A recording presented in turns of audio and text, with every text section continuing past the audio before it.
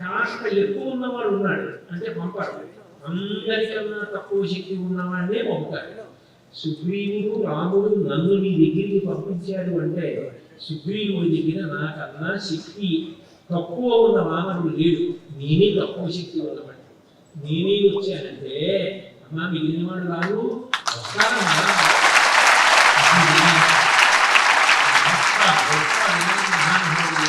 పిల్లల్ని చదువుకునేవాడని హనుమతి ప్రదక్షిణం చెయ్యండి అని ఎందుకంటారంటే సామరసం కోసం కాదు. ఎందుకంటే ప్రదక్షిణం చేయడం ఆయనకి అని అడిగితే పరమ గౌరవనీయుడు మీ వల్ల నేను అనుగ్రహం పొందాలనుకుంటే చుట్టూ తిరుగుతాం ప్రదక్షిణం అంటారు. నేను చదువుకోవడం కాదు, నా చదువు నాకు వినయాన్ని ఇవ్వాలి, ఆ వినయం చేత నేను రాణించాలి అని కోరుకోవడానికి హనుమతి ప్రదక్షిణం చేస్తాడు. అంటే ఆయనకి ఎంత వినయశీలో మీకు అర్థం. నేను ఇంకొక ఉదాహరణ చెప్తాను. హనుమతి ఎందుకు ప్రదక్షిణం చేస్తారు?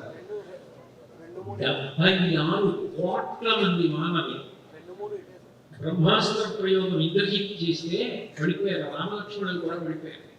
ఒక్క విభీషణుడు తప్పుకున్నాడు, జాంబవంతుడు తప్పుకున్నాడు. ఎవరెవరు బతికి ఉన్నారో ఎవరెవరు పడిపోయారో కారణం పట్టుకుని వెతుకుతూ వెళుతున్నారు. జాంబవంతుడు అందరిలోకి పెద్దవాడు, ఆయన పడిపోయి ఉన్నాడు, కనురెప్పలు కూడా పైకి ఎత్తలేని స్థితిలో ఉన్నాడు. అలా కొట్టాడు ఇంద్రజిత్ బాణాలు, మొత్తం మానవులు పడిపోయారు. తప్పుకోగలడు తెలుసు కాబట్టి విభీషణుడు తప్పుకున్నాడు, బ్రహ్మాస్త్రం బంధించడు కాబట్టి హనుమ తప్పుకున్నాడు. వాళ్ళకేం అవసరం? ఎక్కడో నేను కాకినాడలో ఉంటే నాకు కొడుకుతో సమానంగా చూస్తాను పట్టాభిని పట్టుకుని ఆ పట్టాభి ద్వారా మీ చైర్మన్ గారు వాళ్ళ సోదరుని మా ఇంటికి పంపించి ఒక్కసారి మళ్ళీ మా కళాశాలకి రండి, ఇంత పూర్వం వచ్చారు మేము కాదా, మీరు ఒకసారి వచ్చారు కదా మళ్ళీ ఎందుకు అని అనకండి, అప్పుడు ఇంతమంది విన్నారు, ఇప్పుడు ఎక్కువ మంది వినాలని మాకు కోరిక, ఒక్కసారి వచ్చి మా పిల్లలకి 4 మంచి మాటలు చెప్పి వెళ్ళండి అని. చూడండి, ఎవరింటికన్నా వెళ్ళినప్పుడు మా మనవడు ఇగో ఇంత పెద్ద అవార్డు పొందాడు అని ఫోటోలు చూపించి తాతగారు పొంగిపోతాడే, అట్లా నేను వెళ్ళి కూర్చుంటే ఇదిగో మా స్కూల్లో ఇంతమంది ఎన్ఐటీకి వెళ్ళారు, ఇంతమంది ఐఐటీకి వెళ్ళారు, ఇంతమంది డాక్టర్లు అయ్యారు, ఇంత బాగా చదువుకుంటారు. ఆయన నేను అడిగింది ఒక్కటే, మీ పిల్లలందరూ క్రమశిక్షణగా ఉంటారా అని అడిగాను. అయ్యో మీరు చూతురు కానీ చాలా క్రమశిక్షణగా ఉంటారండి, చాలా బాగా చదువుకుంటారు, చాలా మంచివాళ్ళు, ఎంత ప్రేమ, నన్ను ఇంత కష్టపడి గౌరవించి తీసుకొచ్చి ఇంత వేదిక కట్టి మిమ్మల్ని అందరినీ కూర్చోబెట్టి ఆయన పడ్డ తాపత్రయాన్ని అర్థం చేసుకోండి. నేను ఇవాళ నిజానికి ఇక్కడికి వచ్చాను అంటే వ్యక్తిగతంగా నాకు ఒత్తిడి ఉండి నేను రాలేని పరిస్థితి అయినా కూడా వచ్చాను. ఎందుకు వచ్చాను అంటే పిల్లల దగ్గర ఇచ్చిన మాట తప్పడం మంచి పద్ధతి కాదు అని వచ్చాను. కాబట్టి చక్కగా మీ అందరూ విద్యలోకి వచ్చి మీ జీవితాలు సుసంపన్నం కావాలని, మంచి కీర్తివంతులు కావాలని, మీ విద్య శోభతో కూడుకున్నటువంటి బంగారు కంచంలా, సౌరభంతో కూడుకున్న పుష్పంలా అందరికీ కూడా శాంతిని ఇవ్వాలని, దానికి తగినట్టుగా శారదా పరమేశ్వరి మీ యందు సమస్త భూతులను వర్షించుగాక అని ప్రార్థన చేస్తూ స్వస్తి. మనిషి ప్రభావితం అవ్వడం అనేది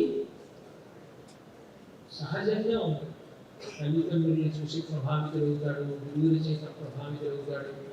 నేను ప్రధానంగా ప్రభావితుల్ని అవ్వడానికి నేను చాలా ఈ సామాజిక పరమైనటువంటి విషయాలు, రామాయణ భారత భాగవతాలు, వ్యాస వాల్మీకాది మహర్షులు వాళ్ళు ఇచ్చిన వాంగ్మయం, మా గురువులు, ఆ విషయం పక్కన పెడితే నన్ను బాగా ఈ విషయంలో అంటే సామాజికమైనటువంటి విషయాల్లో నేను బాగా ప్రభావితం అవడానికి ఈయన కారణము అని చెప్పవలసి వస్తే నాకు అంత ఇష్టమైనటువంటి వ్యక్తి అబ్దుల్ కలాం గారు.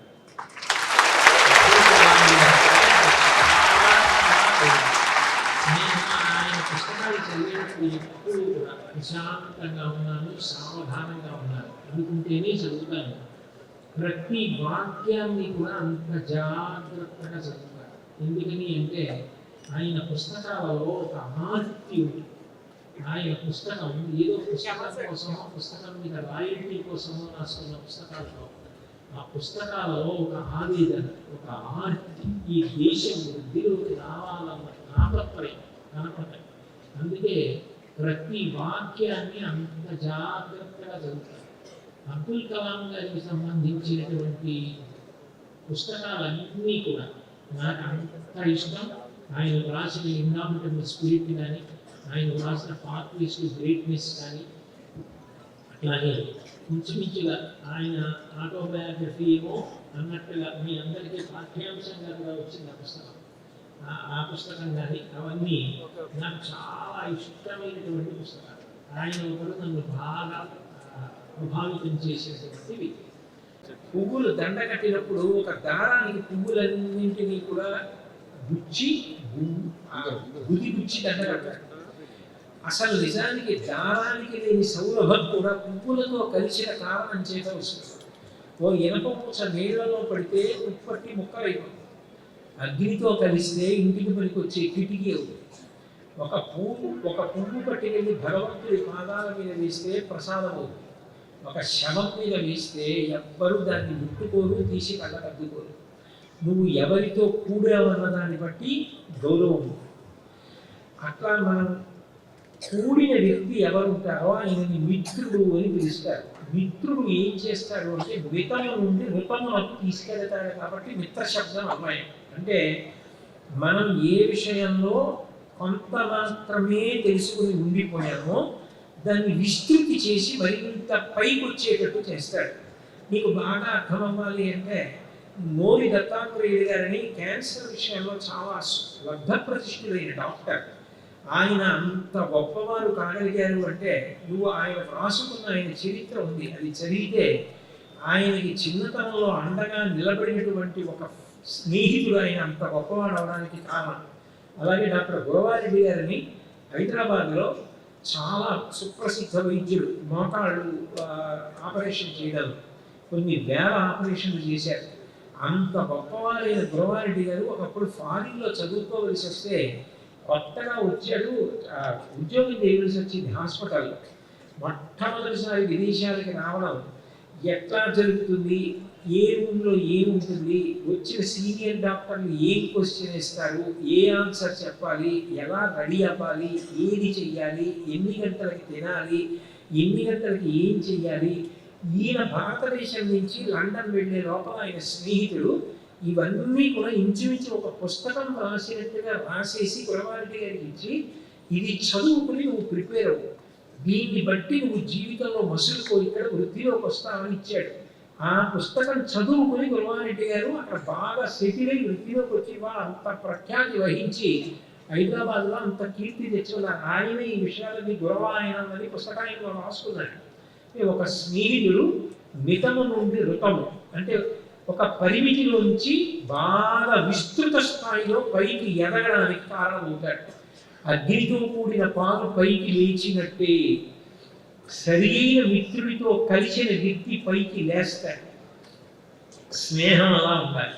మళ్ళపూడి వెంకటరమణ గారు, బాపు గారు ఎంత బాగా స్నేహంగా ఉండి ఒకరిలో ఉన్న కౌశలాన్ని ఒకరు వాడుకొని ఇద్దరూ కలిసి లబ్ధప్రతిష్ఠులై వృద్ధిలోకి వచ్చారో అట్లా మంచి స్నేహితుడిని ఎంచుకుంటే నీకు ఓదార్పు అవుతాడు, నీకు భుజం కడతాడు, అసూయ లేకుండా నీ చేయి పట్టుకుంటాడు, తాను వృద్ధిలోకి వచ్చి నువ్వు వృద్ధిలోకి రావాలని కోరుకుంటాడు, నువ్వు తప్పు చేసినా మన్నిస్తాడు, ఎంతో ప్రేమగా కలిసి ప్రస్థానం చేస్తాడు.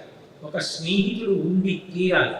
అటువంటి మంచి స్నేహితుడిని మాత్రం అటువంటి మంచి గుణాలు అంటే మనకున్నటువంటి ఏదైనా తక్కువ నుంచి ఎక్కువ చేసి మనల్ని పైకెత్తగలిగిన లక్షణం ఉన్నవాడేనా అన్నది చూసుకొని స్నేహం చేయాలి. అదే మిత్ర శబ్దానికి అర్థం. ఏమా మాల పట్టుకున్నప్పుడు కుడి చేతితో పట్టుకుంటాం, పుస్తకాలు పట్టుకున్నప్పుడు ఎడమ చేతితో పట్టుకుంటాం. ఏదైనా రెండు వస్తువులు ఇచ్చి నన్ను పట్టుకోమంటే రెండింటిలో ఒకదానికన్నా ఒకటి ఏది గొప్పో దాన్ని కుడి చేతితో పట్టుకోవాలి. కుడి చేతితో పట్టుకున్న దానికన్నా తక్కువ ఏదో అది ఎడం చేతితో పట్టుకుంటారు, అంటే సంకేతించడానికి. ఒక్కొక్కసారి రెండు రకాల గుణాలు కూడా పనికి వచ్చేది. ఒక వ్యక్తిని నీకు బాగా కీర్తిని తేగలిగినది, అపకీర్తిని కూడా తేగలిగినది ఏదో చెప్పు అన్నాడు. బొమ్మ గీయన్నాడు. కీర్తిని అపకీర్తిని కూడా తెచ్చేది నాలుక. అక్కడ నాలుగు బొమ్మ గీశాడు. నువ్వు దాన్ని సక్రమంగా వాడుకుంటే కీర్తి, వాడుకోకపోతే అపకీర్తి. కానీ సాధారణంగా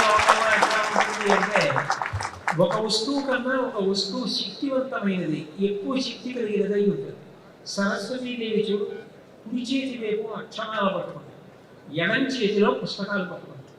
అంటే దానికి అర్థం ఏంటంటే, ఎడమ చేతి వైపు పట్టుకుంది అంటే నువ్వు ఒక్కసారి చదివినా, ఒక్కసారి విన్నా దానికి జారిపోయే లక్షణం ఉంటుంది.